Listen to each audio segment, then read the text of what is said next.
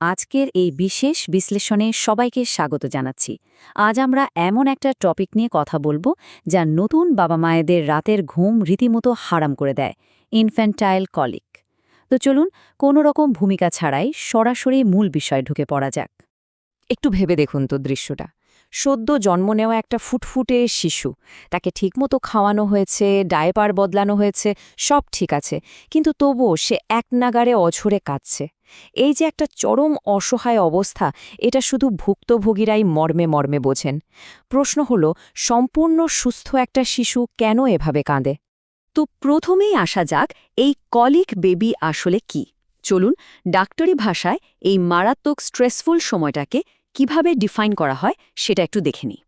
মূলত একেই বলা হয় ইনফ্যান্টাইল কোলিক। সোজা কথায় বলতে গেলে সম্পূর্ণ সুস্থ একটা শিশু যখন কোনো ধরনের দৃশ্যমান বা স্পষ্ট কারণ ছাড়াই অতিরিক্ত কান্নাকাটি করতে থাকে, সেটাই কোলিক। সাধারণত শিশুর বয়স যখন 2 থেকে 6 সপ্তাহ, ঠিক তখনই এটা শুরু হয়। তবে এখানে সবচেয়ে বড় আশার কথাটা কি জানেন?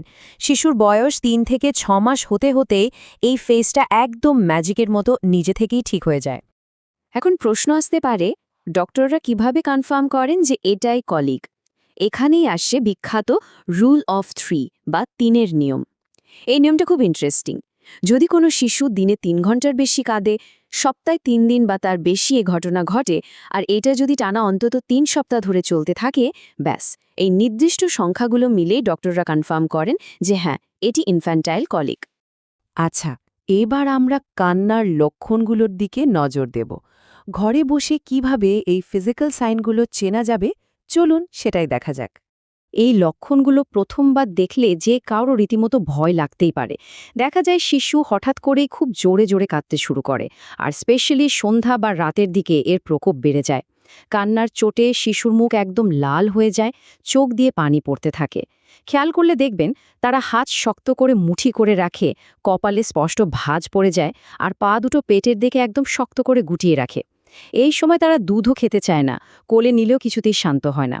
পরিস্থিতি যতই ভয়ঙ্কর মনে হোক না কেন, সত্যি বলতে এগুলো কলিকের খুবই সাধারণ এবং টিপিক্যাল লক্ষণ। তো এমনটা আসলে কেন হয়?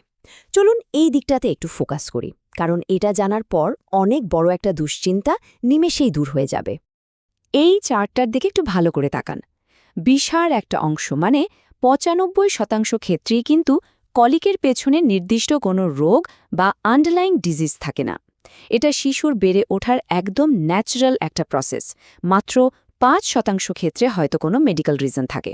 তার মানে বুঝতেই পারছেন, শিশু কাঁদছে মানেই বাবা মায়ের পরিচর্যায় কোনো ঘাটতি আছে বা এটা তাদের কোনো ভুল, এমনটা ভাবার কিন্তু বিন্দুমাত্র কোনো কারণ নেই।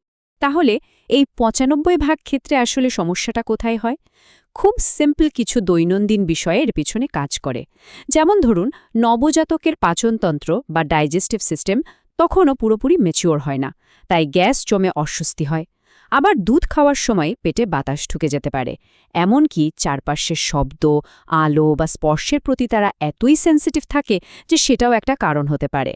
আর হ্যাঁ, মায়ের খাদ্যাভ্যাস, যেমন অতিরিক্ত ঝাল খাবার, ক্যাফেইন বা ডেইরি প্রোডাক্টও কিন্তু প্রভাব ফেলতে পারে।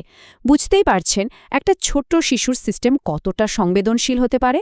কারণগুলো তো আমরা জানলাম, এবার চলুন সমাধানের দিকে যাওয়া যাক। কিভাবে এই শারীরিক অস্বস্তিগুলো কমানো যায়? বাচ্চাকে রিলিফ দেওয়ার জন্য ঘরে বসেই বেশ কিছু দারুণ কার্যকারী পদক্ষেপ নেওয়া যেতে পারে। 1 নম্বর, দুধ খাওয়ানোর পর শিশুকে কাঁধে নিয়ে খুব ভালোভাবে ঢেকুর তোলাতে হবে, এটা মাস্ট। 2 নম্বর, শিশুর পেটে খুব হালকা হাতে একটু ম্যাসাজ করে দেওয়া যেতে পারে। 3 নম্বর পয়েন্টটা খুবই মজার, সাইকেল চালানোর মতো করে শিশুর পা দুটো পেটের দিকে মুড়িয়ে ব্যায়াম করানো, এটা জাদুর মতো কাজ করে। এরপর হালকা গরম কাপড় দিয়ে পেটে একটু সেঁক দেওয়া যেতে পারে। তবে হ্যাঁ, পরিস্থিতি যদি খুব বেশি সিরিয়াস মনে হয়, তাহলে অবশ্যই একজন ডক্টরের কাছে যেতে হবে। এখানে একটা বিষয় একদম ক্লিয়ার করা দরকার, ওষুধ কিন্তু কলিকের জন্য কোনো জাদুকরী সমাধান নয়। তবে হ্যাঁ, চিকিৎসক যদি প্রয়োজন মনে করেন তাহলে হয়তো অ্যান্টিকলিক ড্রপ বা প্রোবায়োটিক সাজেস্ট করতে পারেন। কিন্তু মাথায় রাখতে হবে, এটা কেবল এবং কেবলমাত্র ডক্টরের পরামর্শে ব্যবহার করা যাবে, নিজেরা থেকে কখনোই ডাক্তারি করা যাবে না। ফিজিক্যাল কেয়ারের ধাপগুলো তো আমরা দেখলাম।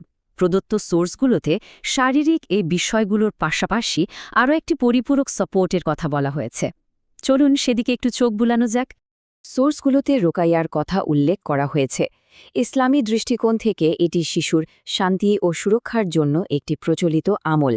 এখানে একটা ব্যাপার স্পষ্ট করা ভালো, এটি কিন্তু মেডিকেল ট্রিটমেন্টের কোনো বিকল্প নয়, বরং ফিজিক্যাল কেয়ারের পাশাপাশি পরিবারের জন্য এক ধরনের মানসিক বা রুহানি প্রশান্তির উপায় হিসেবে কাজ করে। সোর্সগুলোতে রোকেয়ার কিছু সুনির্দিষ্ট ধাপ দেওয়া আছে, যা সকাল এবং রাতে অনুসরণ করার কথা বলা হয়েছে। নিয়মটা হচ্ছে, প্রথমে একবার আয়াতুল কুরসি পড়া, এরপর সূরা আল ইখলাস, আল ফালাক এবং আন্নাস, এই 3টি সূরা 3 বার করে পড়া। পড়া শেষ হলে নিজের 2 হাতে আলতো করে ফু দিয়ে শিশুর মাথা ও শরীরে হালকাভাবে বুলিয়ে দেওয়া। চলুন তাহলে শান্তির ছোট্ট এক সফরে বের হই। দোয়া আর সুরার মিষ্টি তিলাওয়াতে ভরে তুলি আমাদের পরিবেশ। আপনি চাইলে আপনার সোনামণিকেও এই তিলাওয়াতগুলো শোনাতে পারেন, নরম কণ্ঠে ভালোবাসা মিশে, যেন ঘুমপাড়ানি গল্পের মতো। بسم الله الرحمن الرحيم.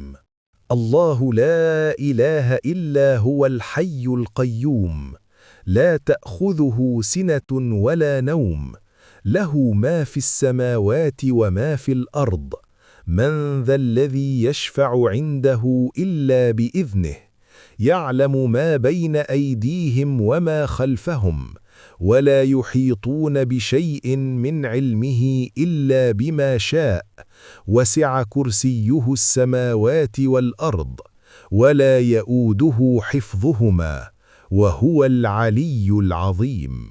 بسم الله الرحمن الرحيم. قل هو الله أحد، الله الصمد، لم يلد ولم يولد، ولم يكن له كفوا أحد. بسم الله الرحمن الرحيم. قل هو الله أحد، الله الصمد، لم يلد ولم يولد، ولم يكن له كفوا أحد. بسم الله الرحمن الرحيم. قل هو الله أحد، الله الصمد، لم يلد ولم يولد، ولم يكن له كفوا أحد. بسم الله الرحمن الرحيم. قل أعوذ برب الفلق، من شر ما خلق، ومن شر غاسق إذا وقب، ومن شر النفاثات في العقد، ومن شر حاسد إذا حسد. بسم الله الرحمن الرحيم. قل أعوذ برب الفلق، من شر ما خلق، ومن شر غاسق إذا وقب، ومن شر النفاثات في العقد، ومن شر حاسد إذا حسد. بسم الله الرحمن الرحيم. قل أعوذ برب الفلق، من شر ما خلق، ومن شر غاسق إذا وقب، ومن شر النفاثات في العقد، ومن شر حاسد إذا حسد. بسم الله الرحمن الرحيم. قل أعوذ برب الناس، ملك الناس، إله الناس، من شر الوسواس الخناس، الذي يوسوس في صدور الناس، من الجنة والناس. بسم الله الرحمن الرحيم. قل أعوذ برب الناس، ملك الناس، إله الناس، من شر الوسواس الخناس، الذي يوسوس في صدور الناس، من الجنة والناس.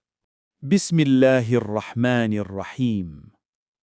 قل أعوذ برب الناس، ملك الناس، إله الناس، من شر الوسواس الخناس الذي يوسوس في صدور الناس من الجنة والناس